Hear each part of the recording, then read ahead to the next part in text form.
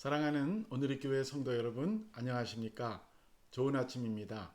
오늘 목요일 특별 새벽기도 마지막 날에 나오신 여러분들을 주님의 이름으로 환영하고 축복합니다. 이번 특별 새벽기도의 목적 중에 하나가 계속해서 여러분들이 생명의 삶을 가지고 말씀 묵상하는 삶을 격려하기 위한 것이었는데, 이제 내일과 모레는 부흥회로 이어지고요. 또 다음 주 월요일부터 여러분 개인 생활하실 때 생명의 삶 가지고 꼭 큐티하시기 바랍니다. 화수목금 4일은 온라인으로 새벽기도회를 인도하는데, 역시 생명의 삶의 본문을 가지고 하니까 여러분 큐티하시고 또 새벽기도도 참여하셔서 큰 은혜 받으시기 바랍니다. 이 팬데믹 기간 중에 생명의 선으로 생각하고 라이프라인으로 생각하고 아침마다 주님과 만나는 시간을 꼭 가지시기를 바랍니다. 이제 찬송가 286장을 부르시면서 새벽 기도회를 시작하겠습니다. 찬송가 286장 주 예수님 내 맘에 오사 1, 2절 그리고 간주하고 3, 4절 부르겠습니다.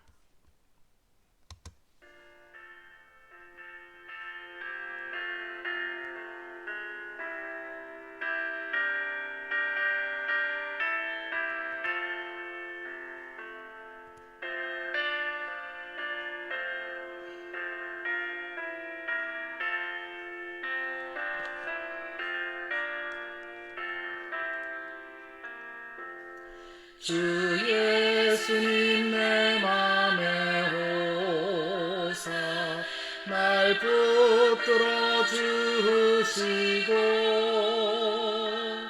내 마음에 새 힘을 주사 늘 기쁘게 하소서. 사랑의 주 사랑의 주 내 마음속에 찾아오사 내 모든 죄 사하시고 내 상한 맘 고치소서. 주 예수님 내 맘에 오사 내 소원 다하시고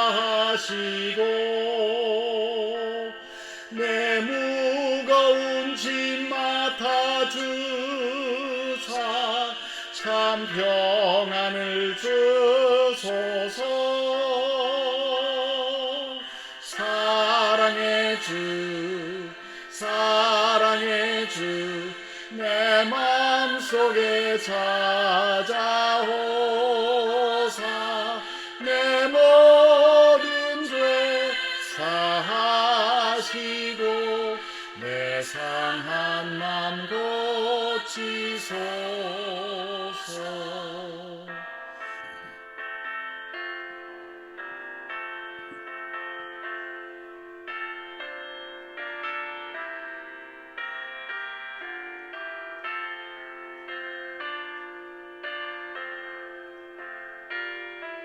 삼절 부르겠습니다. 주 예수님 내 맘에 오사 날 정결케 하시고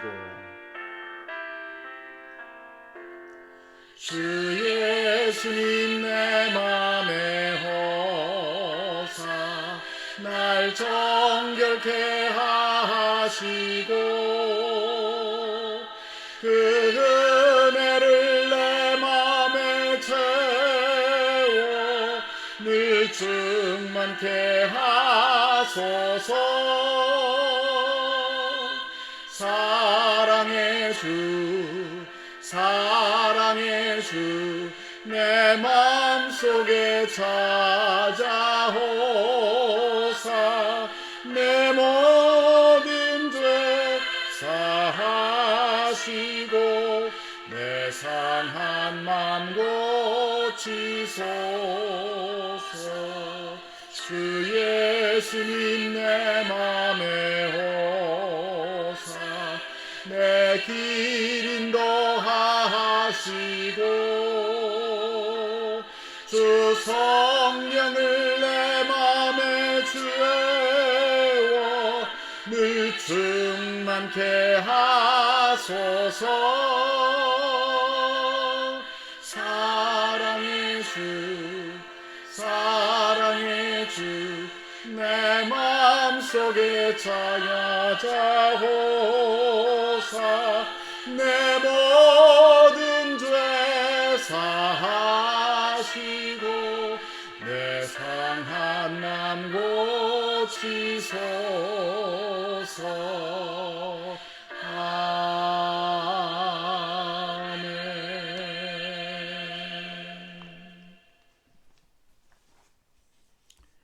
이제 우리 주님께서 오늘 우리에게 주시는 말씀을 같이 봉독하겠습니다. 오늘은 예레미야서 30장 12절로 24절인데 먼저 잠깐 기도하고 말씀을 보도록 하겠습니다. 사랑의 주님, 지난 며칠 동안 이렇게 특별 새벽 기도로 저희들을 깨워주시고 아침마다 주님의 앞에 임재 앞에 나와서 우리가 말씀과 기도로 예배드리며 또 주님의 음성을 들을 수 있도록 이끌어 주신 은혜를 감사드립니다. 오늘 아침에도 저희들이 하나님의 말씀을 펼칠 때 우리의 눈과 귀를 열어주시고 말씀을 읽고 들을 때 그 말씀의 뜻을 깨달으며 이 말씀을 통해 오늘 우리에게 말씀하시는 하나님의 음성을 듣게 하여 주시옵소서. 우리 주 예수 그리스도 이름으로 기도합니다. 아멘. 자, 예레미야 30장 12절부터 24절까지를 제가 봉독하겠습니다. 여호와께서 이와 같이 말씀하시니라. 내 상처는 고칠 수 없고 내 부상은 중하도다. 내 송사를 처리할 재판관이 없고 내 상처에는 약도 없고 처방도 없도다. 너를 사랑하던 자가 다 너를 잊고 찾지 아니하니 이는 내 악행이 많고 내 죄가 많기 때문에 나는 내 원수가 당할 고난을 내가 받게 하며 잔인한 징계를 내렸도다. 너는 어찌하여 내 상처 때문에 부르짖느냐? 내 고통이 심하도다. 내 악행이 많고 내 죄가 허다함으로 내가 이 일을 너희에게 행하였느니라. 그러므로 너를 먹는 모든 자는 잡아 먹힐 것이며 내 모든 대적은 사로잡혀갈 것이고 너에게서 탈취에 간 자는 탈취를 당할 것이며 너에게서 노략질한 모든 자는 노략물이 되리라. 여호와의 말씀이니라. 그들이 쫓겨난 자라 하매 시온을 찾는 자가 없은즉 내가 너의 상처로부터 새살이 돋아나게 하여 너를 고쳐주리라. 18절입니다. 여호와께서 말씀하시니라. 보라, 내가 야곱 장막에 포로들을 돌아오게 할 것이고 그 거처에 사랑을 베풀 것이라. 성읍은 그 폐허가 된 언덕 위에 건축될 것이요 그 보루는 규정에 따라 사람이 살게 되리라. 그들에게서 감사하는 소리가 나오고 즐거워하는 자들의 소리가 나오리라. 내가 그들을 번성하게 하리니 그들의 수가 줄어들지 아니하겠고 내가 그들을 존귀하게 하리니 그들은 비천하여지지 아니하리라. 그의 자손은 예전과 같겠고 그 회중은 내 앞에 굳게 설 것이며 그를 압박하는 모든 사람은 내가 다 벌하리라. 그 영도자는 그들 중에서 나올 것이요 그 통치자도 그들 중에서 나오리라. 내가 그를 가까이 오게 하리니 그가 내게 가까이 오리라. 참으로 담대한 마음으로 내게 가까이 올 자가 누구냐? 여호와의 말씀이니라. 너희는 내 백성이 되겠고 나는 너희들의 하나님이 되리라. 23절입니다. 보라, 여호와의 노여움이 일어나 폭풍과 회오리 바람처럼 악인의 머리 위에서 회오리 칠 것이라. 여호와의 진노는 그의 마음에 뜻한 바를 행하여 이루기까지는 돌이키지 아니하나니 너희가 끝날에 그것을 깨달으리라. 아멘. 주님의 말씀입니다.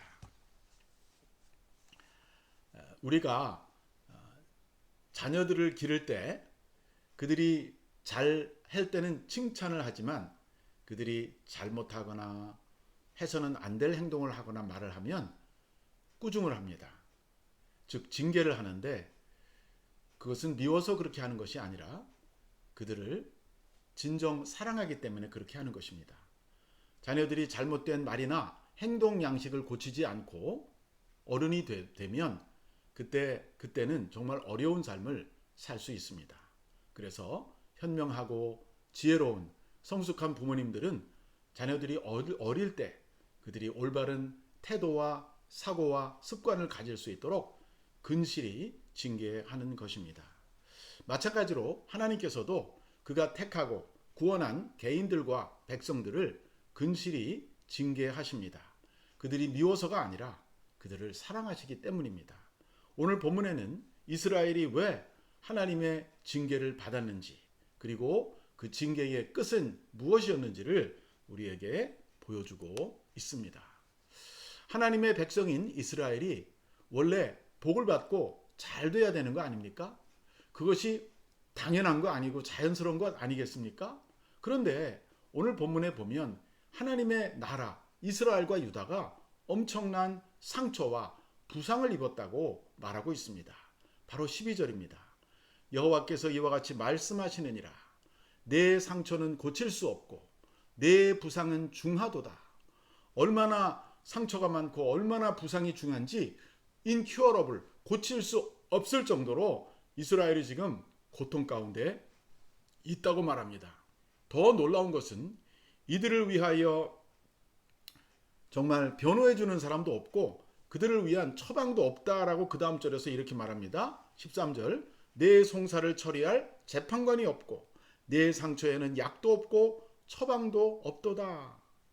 자, 이렇게 이스라엘이 총체적으로 난국에 빠졌는데 이제는 그 옆에 있는 친구들조차도 다 사라졌습니다. 14절입니다. 14절 상반절에 너를 사랑하던 자가 다 너를 잊고 찾지 아니하니.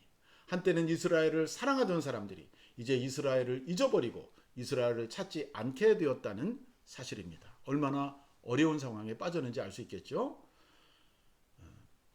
그들은 그렇게 하나님의 택함도 받았고 율법도 받았고 말씀도 받았고 선지자도 있고 여러 가지 영적인 축복을 누렸는데 그대로 살지 못했던 것이죠. 왜 이들이 이렇게 참 복 대신 벌을 받아야 되는지 이유가 14절 하반절 이하에 이렇게 나오고 있습니다. 여기 이렇게 말합니다. 14절 하반절입니다. 이는 내 악행이 많고 내 죄가 많기 때문이다. 너의 악과 내 죄가 많아서 그랬다. 나는 내 원수가 당할 고난을 내가 받게 하며 잔인한 징계를 내렸도다. 하나님이 사실은 이스라엘을 괴롭히는 원수가 받아야 될 그 고난을 이스라엘이 당하게 하시고 이스라엘에게 아주 잔인한 징계를 베풀었다고 말씀하십니다. 또 15절에 보니까 하나님이 계속해서 이렇게 말씀하십니다. 너는 어찌하여 내 상처 때문에 부르짖느냐? 내 고통이 심하도다. 이는 내 악행이 많고 내 죄가 허다함으로 내가 이 일을 너에게 행하였느니라.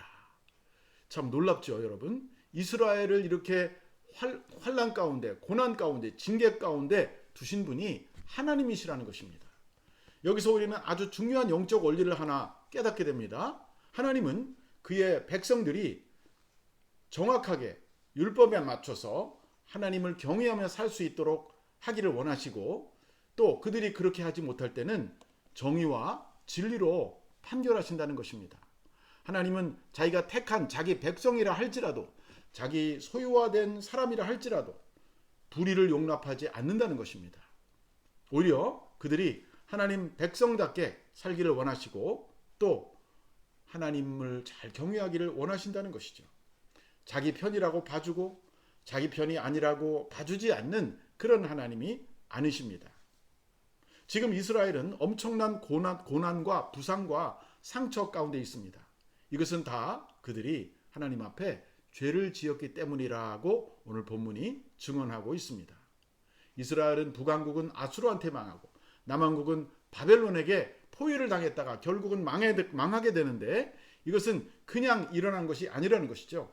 그들이 하나님을 버리고 열방의 신들, 우상들을 쫓아갔기 때문에 그리고 생활 속에서 공의와 사랑을 저버렸기 때문에 이렇게 하나님의 징계를 받고 있습니다. 그들을 위해 변호해 줄 사람도 없고 그들의 상처를 치료할 약도 없고 처방도 없는 아주 고통 가운데 살게 되었다는 것이죠. 오늘 우리도 마찬가지입니다. 우리도 하나님을 믿는다고 하지만, 우리가 그리스도인이라고 하지만 자동적으로 복을 받는 것이 아니라, 우리가 예수님을 통해 거듭나고 이제는 세상 백성이 아니라 하나님 나라 백성이 되었기 때문에 하나님 나라의 원리를 따라 살아가야 되는 것이죠. 그 얘기는 결국 하나님의 말씀과 성경에 나오는 하나님의 진리를 따라 순종하고 살아가야 되는데, 그렇게 살지 못할 경우에는 하나님께서 우리도 이스라엘처럼 징계하신다는 사실입니다. 그런데 더욱 놀라운 것은 하나님은 항상 그의 백성들을 대하실 때 징계하시지만 그게 끝이 아니라는 것입니다. 이것이 놀라운 사실입니다. 그분은 그의 성도를, 한 번 택한 사람들을 끝까지 버리지 않으십니다. 비록 엄하게 징계하시지만 그것으로 끝내지 않는다는 것이죠. 그들을 다시 용서하시고 그들을 다시 회복시키는 것이 하나님의 놀라운 성품의 특징입니다. 그래서 16절에 이렇게 나오고 있습니다. 원래 한국 성경에는 그러므로라는 이 접속사가 사용되었는데요. 내용상으로는 그러나가 맞습니다. 영어도 보면은 but 이렇게 나옵니다. 그래서 제가 그러나로 해서 읽겠습니다. 그러나 너를 먹는 모든 자는 잡아먹힐 것이며 네 모든 대적은 사로잡혀 갈 것이고 너에게서 탈취해 간 자는 탈취를 당할 것이며 너에게서 노략질한 모든 자는 노략물이 되리라. 자, 이것은 하나님께서 이스라엘을 징계하셨지만 이스라엘을 괴롭혔던 사람들을 오히려 심판하신다는 내용이 나오고 있습니다. 하나님께서는 자기 백성들이, 우리 성도들이, 여러분과 제가 잘못하면요, 우리 주변에 있는 사람들을 막대기로 사용하셔서 우리를 괴롭게 하십니다. 불신자들을 사용하시고 세상 사람들을 사용하셔서 우리를 징계하시는 거예요. 사람 채찍과 사람 막대기로 우리를 징계하십니다. 그러나 하나님은 항상 회복시켜 주세요. 아무도 회복할 수 없었던 것 같은 이스라엘을 하나님께서 회복시켜 주셨습니다. 아무도 치료할 수 없었던 것 같은 이스라엘을 영적으로, 육적으로, 정치적으로 회복시켜 주십니다. 그래서 17절에 보니까 이런 말씀이 나옵니다. 너희가 버림을 당하고 보살펴 주는 자가 없는 시온이 되었다고 너희 원수들이 말할지라도 내가 너희를 치료하여 너희 상처를 고쳐주겠다. 제가 이 17절은 그 현대인의 성경으로 읽었어요. 왜냐하면 현대인의 성경이 훨씬 더 정확하게 이해할 수 있게 번역됐기 때문에 그렇게 했습니다. 그래서 이 포인트는 뭐냐면요, 하나님이 이스라엘을 치료하시고 하나님이 이스라엘의 상처를 고쳐주겠다는 약속입니다. 이렇게 상처받고 징계받았던 이스라엘을 영적으로 회복해 주신 하나님께서 그 다음에는 물질적인 회복, 육체적인 회복을 주십니다. 이것이 하나님의 놀라운 회복의 순서입니다. 18절을 읽어보겠습니다. 여호와께서 말씀하시느니라. 보라, 내가 야곱의 장막의 포로들을 돌아오게 할 것이고 그 거처들의 사랑을 베풀 것이라. 성읍은 그 폐허가 된 언덕 위에 건축할 것이요 그 보루는 규정에 따라 사람이 살게 되리라. 약간 좀 어렵게 번역이 됐는데 제가 한번 설명해 드릴게요. 자, 영적인 회복이 먼저 일어나고 나면요, 그 다음에는 물리적인 회복이 일어나게 돼 있어요. 예를 들어서 우리 마음이 하나님과 관계가 올바라지면 육체의 질병도 치유될 수 있다, 그렇게 볼 수 있습니다. 하나님은 바벨론에 끌려간 포로들을 먼저 돌아오게 하시겠다고 그랬어요. 물론 거짓 선지자들은 바벨론에 있는 포로들한테 이렇게 말했었죠. 2년만 기다리면 돌아올 거야. 근데 그거는 거짓말이었습니다. 예레미야를 통해서 70년이라고 말씀하셨어요. 그래서 적어도 2세대, 3세대를 보내고 그들을 돌아오게 하신다고 말씀하십니다. 그리고 돌아오면 어떻게 됩니까? 옛날에 끌려가기 전에 70년 전에 예루살렘이 다 파괴되지 않았습니까? 그래서 그 폐허가 된 도시 위에 예루살렘을 다시 세울 수 있도록 해주신다는 것이죠. 그리고 그 보루, 여기서 보루는 palace, 영어는 그렇게 번역했어요. 궁전입니다. 예루살렘 궁전, 성전을 다시 본래 자리에, 규정대로라는 것은 원래 있던 그 자리에 회복시켜 준다는 뜻입니다. 다시 사람이 거주할 만한 성읍이 되게 하신다는 것이죠. 한때는 무너졌던 성읍을 하나님께서 온전히 다시 세워주십니다. 그러니까 마음만 회복시켜 주는 것이 아니라 집도, 궁전도, 성전도 회복시켜 주신다는 것입니다. 자, 하나님이 이렇게 회복해 주실 때 어떤 일이 벌어집니까? 그것이 오늘 본문 19절에 이렇게 나오고 있습니다. 그들에게서 감사하는 소리가 나오고 즐거워하는 자들의 소리가 나오리라. 내가 그들을 번성하게 하리니 그들의 수가 줄어들지 아니하겠고 내가 그들을 존귀하게 하리니 그들은 비천하여지지 아니하리라. 참 감사의 소리가 나온다고 그래요. 즐거워하는 소리가 나온다고 그래요. 그리고 그들을 다시 번성하게 하시고 그들의 수가 줄어들지 않게 하시고 그들을 존귀하고 비천하지 않게 한다는 말씀이 19절에 나오고요. 20절 그의 자손은 예전과 같겠고 그 회중은 내 앞에 굳게 설 것이며 그를 압박하는 모든 사람을 내가 다 벌하겠다라고 하십니다. 정말 놀라운 하나님이십니다. 회복의 은혜가 임해서 그들의 입에서 감사와 찬송이 나오고 숫자가 회복되고 정말 모든 것이 예전처럼 회복된다라고 말하고 있습니다. 이와 같은 일이 저는 우리 대한민국 역사에 있었다고 그렇게 생각이 돼요. 우리가 일제 36년에 치하에 있다가 이 조선이 해방이 되지요. 1945년 8월 15일 날 해방이 됐는데 불행하게도 남과 북으로 두 개의 다른 이념으로 두 개의 나라로 갈라지게 됩니다. 북쪽에는 공산주의가 지배하는 나라, 남쪽에는 자유민주주의가 지배하는 나라가 되죠. 그리고 서로가 통일을 위해서 참 마음을 품고 있다가 특별히 북한에서 무력으로 1960년, 50년 6월 25일 주일날 새벽에 남침을 해 들어옵니다. 3일 만에 서울이 함락되고 3개월 만에 낙동강 방어선까지 밀려와서 이제 부산과 대구만 남겨놓고 한국이 다 점령을 당하죠. 그때 이승만 대통령과 국무위원들은 부산에 가서 임시 정부를 차리고 거기서 이제 대책을 세우기 위해서 참 회의를 열고 그랬습니다. 그때 미군은 이승만 대통령이 위험할 수 있으니까 그래도 대통령은 살아야 되니까 일본으로 가라고 군용기로 보내려고 그랬을 때 이승만 대통령이 강하게 거절했다고 합니다. 나는 죽으면 죽었지 이 땅을 떠나지 않겠다고 했다는 것이죠. 그리고 그 당시에는 그 정부의 그 고위 관료들 중에 기독교인들이 많이 있었어요. 이승만 대통령 자신도 크리스찬이었고 그래서 같이 모여서 기도했다고 합니다. 정말 회의도 하고 구국 기도회도 하고 그렇게 했던 것이죠. 근데 하나님이 기적을 일으키셔서 UN 16개국이 우리나라하고 아무 상관이 없는 16개 나라가 우리나라에 정말 그 군대를 보내주고 또 인천 상륙 작전도 성공하게 하셔서 다시 그 남한을 회복시켜 주시고 전쟁이 끝나게 되었습니다. 전후에 60년, 70년이 지났는데 지금 어떤 결과가 왔습니까? 적화 통일을 하려고 무력으로 남침했던 북한은 정말 굉장히 어려운 나라가 되었어요. 그러나 남쪽에는 종교의 자유가 있고 예배의 자유가 있고 정치 민주의 자유가 있어서 그런지 굉장히 발전돼서 지금 세계 11대 경제 대국이 되고 서울은 세계적으로 유명한 도시가 되었습니다. 무너졌던 정말 완전히 폐허가 됐던 예루살렘을 회복시킨 것처럼 하나님께서 우리 대한민국을 회복시켜 주셨다고 그렇게 믿습니다. 이 회복의 순서를 보면요. 먼저는 마음과 영의 회개를 통한 회복이 먼저입니다.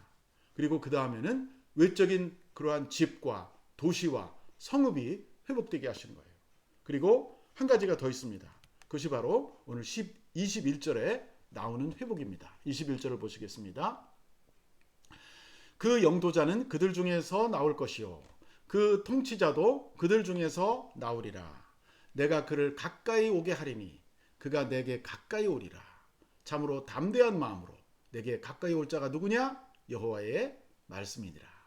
이제 영이 회복되고 또 보이는 건물과 땅과 나라가 회복되면 마지막에는 리더십이 회복되는 것이죠.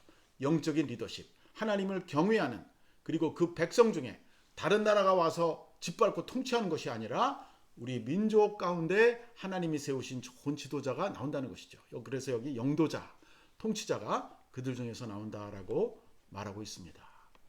이 한 나라와 한 민족이 잘 되는 거는요. 그 좋은 지도자가 있어야 됩니다. 미국이 300년도 되지 않은 한 260, 70년, 80년 됐나요? 이 짧은 역사 속에서 세계 최강국이 된 것은 그냥 땅이 넓고 자원이 많아서가 아닙니다. 미국보다 더 넓고 미국보다 더 정말 자원이 많은 나라도 있어요. 근데 이 나라가 이렇게 잘 된 것은 첫째는 기독교적인 정신으로 건국이 되었고, 그 다음에는 좋은 대통령들이 많이 나왔기 때문이라고 그렇게 학자들이 말을 하고 있습니다. 이렇게 정말 좋은 대통령이 많이 배출됐기 때문에 건강한 나라, 또 공정한 나라, 또 좋은 나라가 된 것이지요. 하나님께서 이렇게 좋은 지도자를 주시게 되면 그 나라와 그 공동체는 어떤 일이 벌어지느냐, 이것이 22절에 이렇게 나오고 있습니다. 너희는 내 백성이 되겠고 나는 너희들의 하나님이 되리라. 하나님께서는 우리를 자기 백성으로 삼기를 원하세요.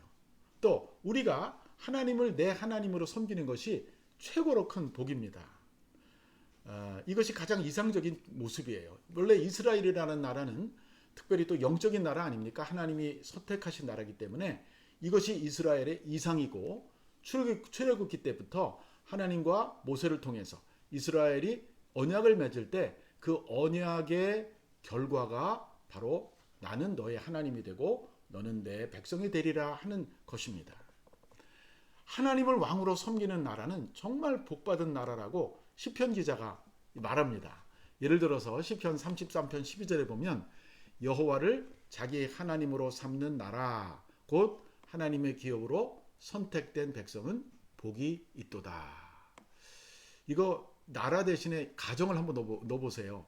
여호와를 자기 하나님으로 삼은 가정, 하나님의 기업으로 선택된 가정은 복이 있도다. 그렇죠? 나라도 그렇고 교회도 그렇고 가정도 그렇고 여호와를 하나님으로, 여호와를 주님으로 섬기는 사람들이 복을 받는데, 재미있는 것은 이 시편 34편 12절이 미국 역대 대통령이 취임할 때 성경에 손을 얹는데, 때로는 성경을 펼쳐놓고 손을 얹는데요. 근데 이 펼칠 때 제일 많이 펼치는 구절이 이 시편 34편 12절이라고 합니다. 지금은 정치적으로 중립을 지켜야 하기 때문에 어떤 특정 종교를 국교라고 말하기는 어려운 시대 속에 살고 있어요. 하지만 그 나라의 지도자들이나 많은 백성들이 하나님을 섬기고 경외한다면 그 나라는 굳이 기독교를 국교라고 말하지 않아도 하나님이 축복하는 나라가 될 수 있는 줄로 믿습니다. 하나님을 믿지 않는 대다수가 있는 나라와 하나님을 믿는 사람들이 많은 나라가 서로 경쟁하면요, 누가 승리할까요? 대답은 뻔한 것입니다. 하나님을 경외하는 백성이 많은 나라가 승리하게 돼 있어요. 이것이 과거 미소 대립의 열매 결과를 우리가 보고 알 수 있죠. 미국과 소련이, 한때는 소련이 더 먼저 인공위성도 보내고 군사력도 더 강하고 그래 보였는데, 결국은 하나님을 부인하는 나라 아닙니까? 원래 공산주의라고 하는 것은 유물론자들이에요. 물질만 있다고 믿는 사람, 하나님을 믿지 않습니다. 영을 믿지 않습니다. 그러니 망할 수밖에 없었던 것이죠. 미국이 승리한 것이 당연한 것이라고 믿습니다.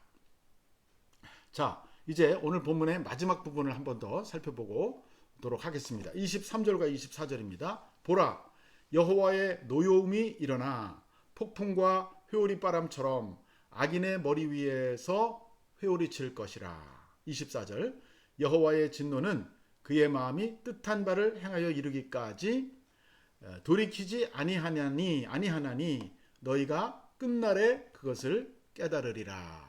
자, 이처럼 하나님을 믿지 않는 나라, 하나님을 믿는 사람들을 괴롭히는 나라들을 오늘 여기서 악인이라고 부르는데, 23절에 이 악인은 이스라엘을 괴롭혔던 국가들을 말해요.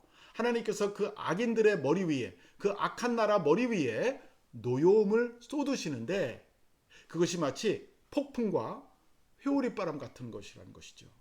그러니까 아까 제가 설교 초두에서도 말씀드린 것처럼 크리스찬들이 죄를 짓고 하나님 앞에 바로 살지 못하면 하나님은 악인들을 사용하셔서, 하나님은 주변 사람들을 사용하셔서 우리를 징계하십니다.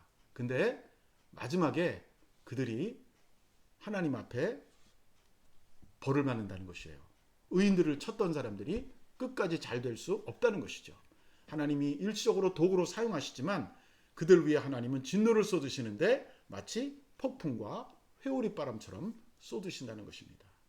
24절에서 하나님은 그의 마음이 뜻한 바를 이루기까지는 돌이키지 아니하신다라고 말하고 있습니다. 즉 하나님의 진노와 심판에는 반드시 이유가 있고 그 뜻이 있다는 것이에요. 하나님이 괜히 화내시는 법이 없어요. 하나님은 그냥 항상 얼굴이 이렇게 막 험상궂고 항상 화가 나서 있는, 구름 타고 있는 그런 노인, 그 화난 할아버지가 아니세요. 하나님은 정말 자비하시고 하나님은 정말 긍휼이 많으시고 우리를 긍휼히 여기시는데, 우리가 심판받을 만한 행동을 할 때, 우리가 죄를 짓고 살 때, 그때 하나님이 진노하신다는 것입니다. 그리고 진노에는 반드시 목적이 있고 진노가 끝날 때 가서는 하나님이 반드시 회복시켜 주신다는 것이에요. 그때가 되면 우리가 깨닫는 것입니다. 깨닫는다는 것입니다. 아, 하나님이 그래서 나에게 이런 어려움을 주셨구나. 아, 하나님이 그래서 우리에게 이런 어려움을 주셨구나 라고 깨닫게 된다는 것입니다. 이번 코비드-19 재난도 지금은 우리가 왜 일어나는지 다 이유를 알 수 없어요. 분명 하나님은 그러나 이 재난을 통해서 지금 무언가를 하고 계십니다. 인간의 높아진 교만과 자기 확신을 흔드시고, 우리가 아무리 과학과 기술과 의술이 발달해도 모든 것을 통제할 것 같아도 실제로는 매우 연약한 존재라는 것을 하나님께서 너무나 잘 알고 계세요. 그래서 하나님께서는 이것을 깨닫게, 우리가 다 깨달을 때까지 하나님의 뜻을 이루실 것입니다. 야고보가 이렇게 말하지 않았습니까? 너희 인생이 무엇이뇨? 너희는 잠깐 보이다가 없어지는 안개니라. 우리가 얼마나 연약한 존재인가를 깨달아야 됩니다. 그리고 이 세상을 살아갈 때 내 힘과 내 지혜를 의지하지 말고 하나님을 의지하고 하나님을 더욱 신뢰하고 하나님을 찬송하며 살아가는 것이 가장 현명한 삶이 되는 것입니다. 그렇게 살 때 우리 가정과 우리 교회와 우리 지역사회와 이 나라와 세계가 회복될 줄로 믿습니다. 이번 코비드-19이 하나님이 우리들에게 뜻하신 바가 있어서 주시는 재난이라고 저는 그렇게 생각이 돼요. 그래서 우리가 다 낮아지는 마음으로, 겸손한 마음으로 하나님께로 돌아가고 날마다 하나님의 뜻 앞에 더욱더 순종하겠다고 고백하는 여러분과 제가 되기를 간절히 축원합니다. 기도하겠습니다.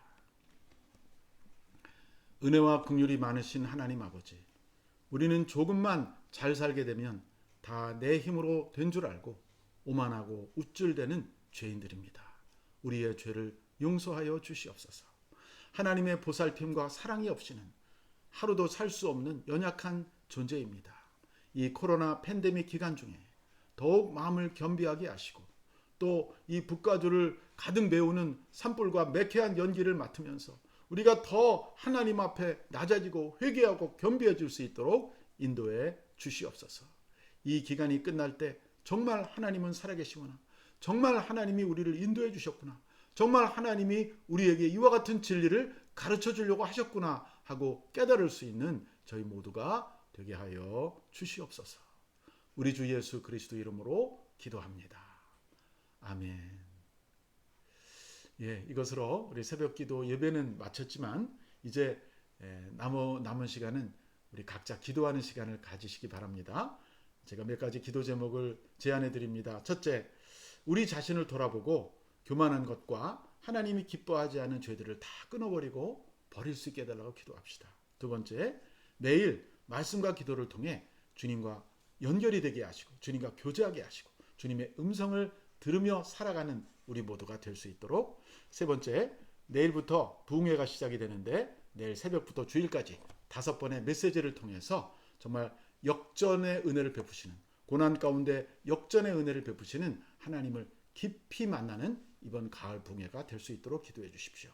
마지막으로 이 코비드-19 재난 과정을 통해서 하나님을 더 깊이 만나게 하시고 우리의 생각과 삶이 온전히 하나님 중심으로 변화되게 하시고 더 나아가서 이제 우리가 우리 자신뿐만이 아니라 이 전 세계를 위해서, 온 인류를 위해서 정말 중보자가 될 수 있도록, 나 한 사람만 잘 살게 해달라고 기도하는 것이 아니라 내가 사는 나라, 내가 사는 도시, 바로 이 지역을 위해서 중보하는 우리 온누리교회 성도들이 다 될 수 있도록 여러분 있는 곳에서 각자 기도하시기 바랍니다.